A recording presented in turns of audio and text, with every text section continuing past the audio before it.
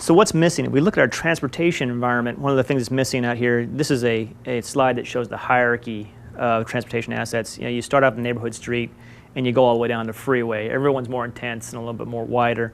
And what we're missing is basically the center section. And what we have is nodes of development with neighborhood streets hanging off of minor and major arterials.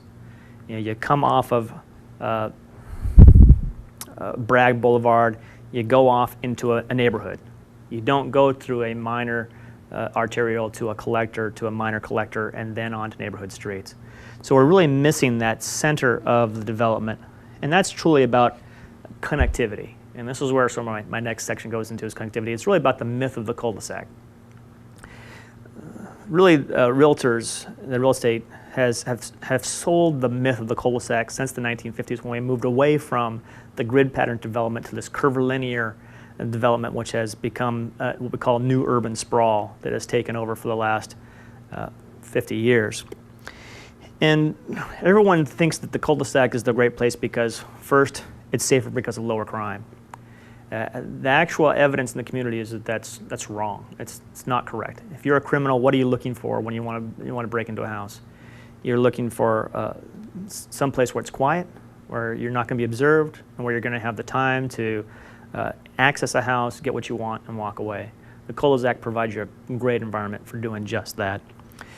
They also say it's safer because there's less traffic. And of course there is, if you have one of these communities that are sort of built like a tree, where you have one entrance and it sort of goes out to the ends. And if you're at the very end of those branches, you're not going to see a lot of cars. That's true. But if you're at the front, every car in that development has to go by your house twice a day. So it actually increases traffic impacts on the areas that are closer to the entrance. And what it also does is it forces cars to interact. Every car in that development has to go to the same street, the same intersection to get out. So it increases the intensity impacts, and what it shows is that car interaction increases the incidence of traffic accidents and pedestrian accidents. So it's not actually safer. Having a grid pattern where there are multiple ways to get in and out of a development reduces traffic impacts on any one portion thereof. The other thing that you're looking for with connectivity is access for police and fire.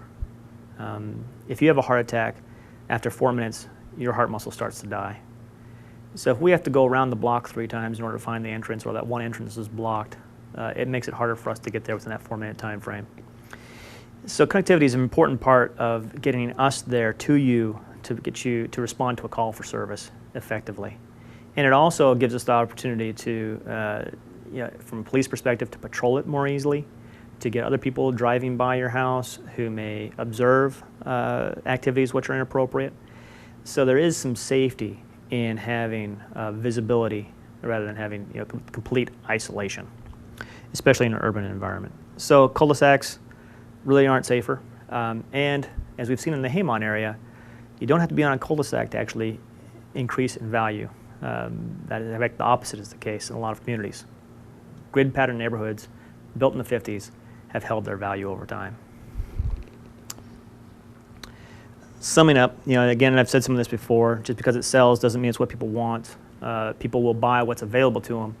If there's something better that fits the more urban form that's available to them, they'll pay a premium for it, or they'll buy it faster. So creating that value is definitely in the interest of both the community and the development community. Small investments, if you make the right investments, can really translate into much larger increase in value. We're not asking, again, like the development community says, we're not asking them to spend a whole bunch more money. We're just asking them to spend that money in the right place. And then connectivity truly is a strength rather than a weakness. I think a lot of times we try to handle problems. The problem is we've got incompatible uses next to each other. We try to treat that symptom by closing off a connection or walling off part of the community. What we need to do a better job of is making sure we don't put incompatible uses next to each other, and then provide connectivity appropriately. So that's kind of the end of the presentation. Just want to remind everybody that we have the public comments coming up, opportunities for them to participate.